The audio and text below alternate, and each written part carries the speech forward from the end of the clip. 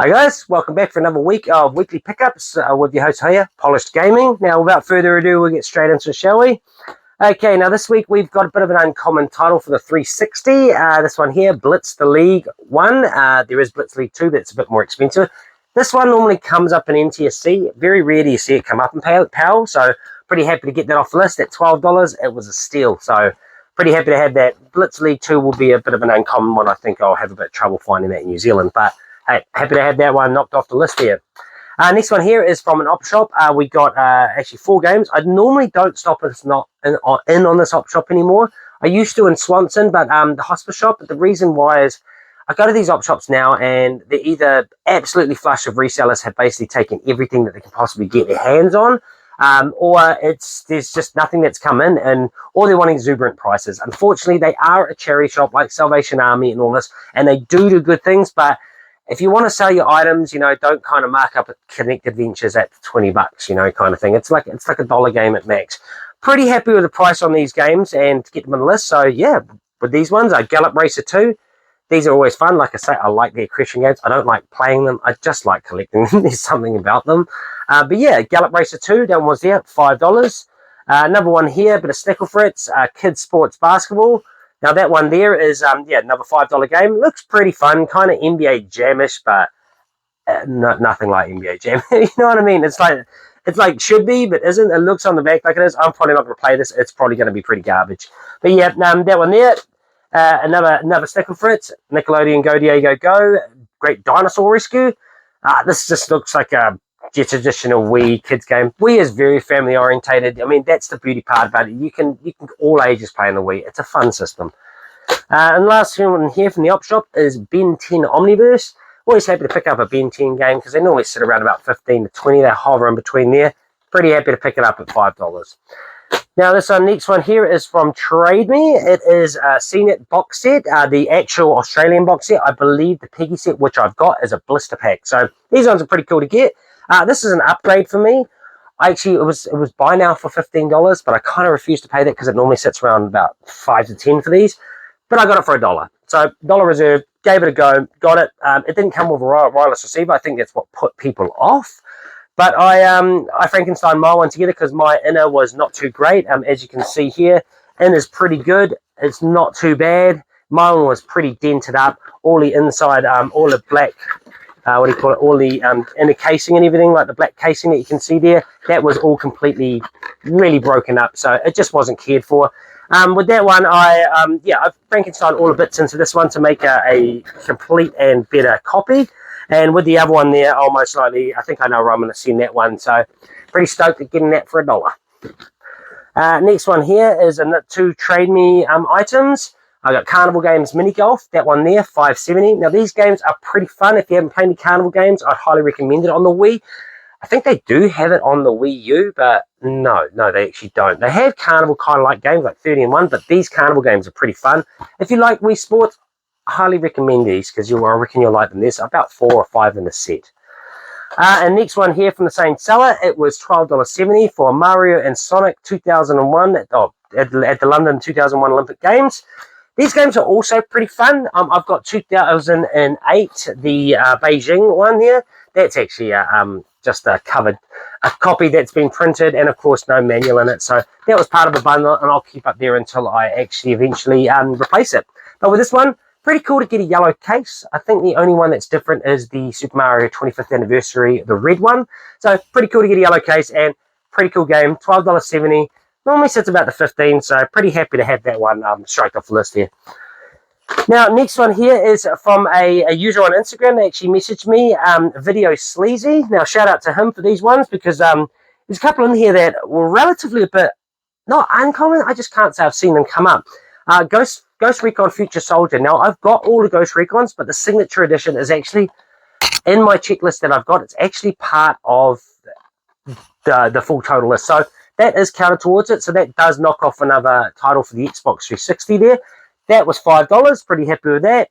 And, of course, Race Driver Grid here. This one, I've got Race Driver Grid Reloaded. I've got Grid 2. And I've got Grid Autosport.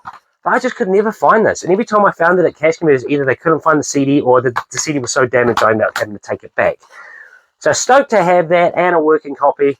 Cheers, Video Sleazy, for that one. That's pretty cool. $5 on that.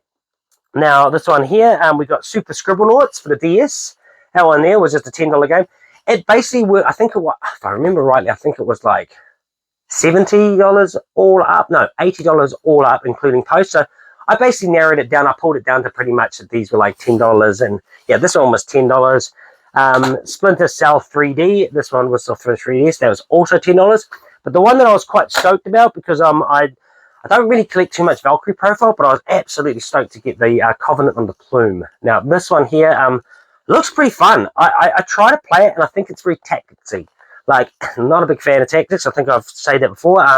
But it looked pretty fun. But at the moment, because what's cool is you jump onto these things, and you got people saves from years ago, and you try to play them, and you just jumped into like the game 3/4 way through it. I don't know what I was doing, and I just got instantly destroyed by all the characters, and I didn't even get a chance to attack. So yeah, so should be an interesting game if you play it from the start. But yeah, I'm starting to become a fan of Valkyrie profile, so I probably will play that at some point now that I've got my DS charger all up and running. Now, the last but not least here is from a New Zealand Retro member. I did get it off Trade Me, but I do count it as a NZ Retro more than anything. That's Kent Maynard. And yeah, he's basically got an amazing collection. He collects a lot of Sega stuff, so most likely this was an upgrade. He had an upgrade, and he sold this off as a downgrade in a sense, but it's pretty good condition. Like, Shucken. Chucken? Okay, I'm guessing Shucken.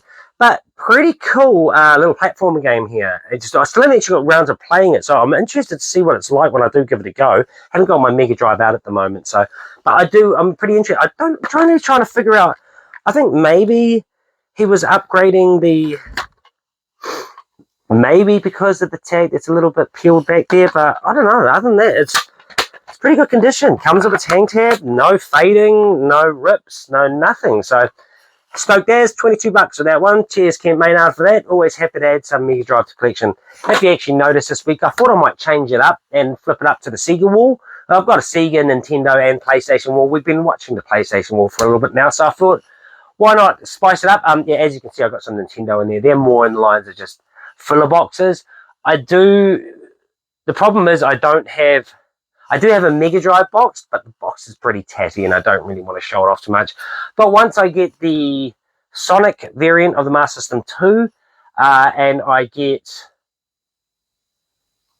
think that's pretty much it, because that's the thing. There's not many Sega consoles that were, I mean, I got the Game Gear, but that's in the other room because I just ran out of spot for it. But I'm actually contemplating if I change around my Super Nintendo and put my Game Gear up there, but let me know what you think. But yeah, this is the other wall that, as you've seen by my Game Room tour, I do have quite a lot of walls that can set up. So I thought I'd give it a go this week and try and get the lighting right. It's a little bit hard. My ring light broke. I'm using the stand as the tripod, and I've got just sitting down there with the ring light. So might make my face a little bit light in some areas, and some games might not show because the white doesn't really react well with the light. But these are all learning curves, and hopefully, if there's anything that you guys think, I'm all for constructive criticism. I'm all for learning. I'm definitely keen to keep evolving and go further and further. I actually had this week I actually had a person from Radio New Zealand contact me, and I've done a little segment on at 10:17. Oh, I can't actually remember the night now. But yeah, done a little segment on there, just talking about the 35 years of Game Boy. And conveniently, a couple of days after, I just got a call recently from a lady in BBC UK, so BBC Coventry in Warwickshire, and they're wanting to do a interview with me on Wednesday or Thursday, and that's in UK. So they'll be calling me about 8 to 9 o'clock their time in the morning, which will be about 8 to 9 our time over here. So be quite interesting. I will put the link up. I'm going to put the link up in my Instagram if you follow, of course, if you follow me on there, Polished Gaming, same as my YouTube. But yeah, I mean, hey, I'm keen for the exposure. I'm keen to get my name out there. I'm just doing what I can. Like I say, I will start to do different videos. I'm just kind of learning all the ropes and getting around it. So bear with me. The ones that have stayed, the ones that have subscribed to the channel, keep it up. You guys are absolutely awesome. And hopefully there's other people. Don't forget to like and subscribe. Ring that bell, all the jargon that everyone says. I'm not too up with a play on what they say, but I'm just more happy for the views. And it's a fun hobby for me. So this isn't actually almost like it's not a chore. It's fun. I enjoy doing it. I enjoy showing off my collection. I enjoy giving a bit of information to the world about retro gaming. It's an interesting hobby. And it's something I think will be passed down through generations. Maybe not so much when you get to digital stuff, but other than that, I love the physical side of it, and I hope they don't get away with it. Eventually, I know they will, but physical is where it's at. There's nothing like holding the item in your hand rather than getting it on a digital server, and then if that server closes down, you lose a game kind of thing. Like, I just don't agree with that. I think if you've got the game physically, that's it. You own it for life. It's yours. It's just amazing to have in your hand. You know, it's the same as card collecting. People go into, I can't even remember what they're called, but they do these online cards, and they basically, all they do is get a picture of a card and go, oh, I really like that, and they can choose to get it, or I can't even remember the bit packs or something, but they're really weird. But basically, yeah, you get a picture of it and go, oh, you got this card. Do you want to keep it, or do you want it? It's a really weird system. I like physical cards in my hand. The feeling, the smell, everything about them, nostalgia through and through. So, yeah, tune in next week. I'm hoping to get a few. I'm still paying off that bundle from Sam Mudway, so that's probably a couple of weeks away. But I hopefully should have some goodies this week coming. Maybe a bit of more rarer titles on the 360 and some Xbox stuff. But tune in next week. I'm pretty sure I'll be having something that you guys will enjoy. All right, you guys have a good day. See you later.